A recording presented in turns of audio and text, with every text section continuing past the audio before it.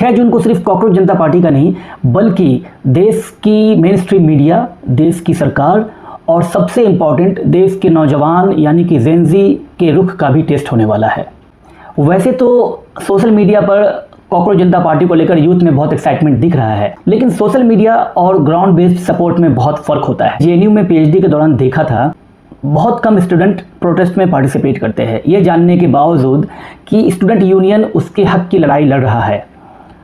सारे स्टूडेंट्स की अपनी अपनी प्रायोरिटी सेट होती है। किसी को लाइब्रेरी में कॉम्पिटिटिव एग्जाम की तैयारी करनी है, तो किसी को ये लगता है कि इन सब प्रोटेस्ट में जाने से कोई फ़ायदा है नहीं। अल्टीमेटली होना वही है जो एडमिनिस्ट्रेशन चाहेगी, जो सरकार चाहेगी। और कुछ को लगता है कि यार क्या कंफर्ट जोन से बाहर जाना और धूप में और बारिश में प्रोटेस्ट करना और पुलिस के लाठी डंडे खाने का टेंशन लेना।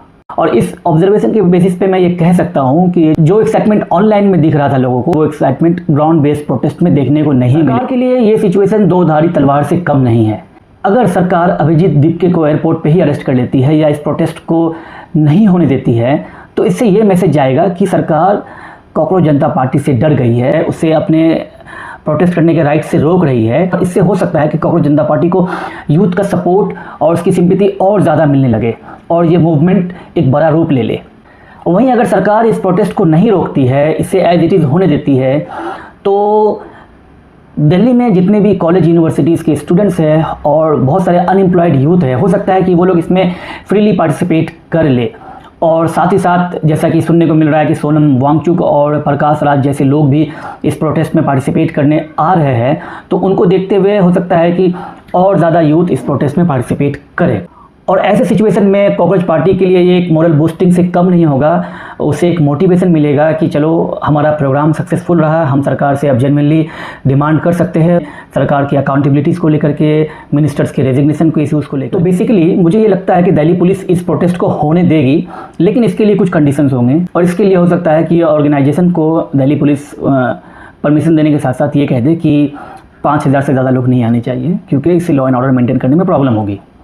और अगर पार्टी मान जाती है कि ठीक है मुझे मंजूर है, तो ये प्रोटेस्ट तो होगा, लेकिन प्रोटेस्ट उतना आई कैचिंग नहीं होगा, क्योंकि क्राउड लिमिटेड होगा, लोग कम पार्टिसिपेट करेंगे।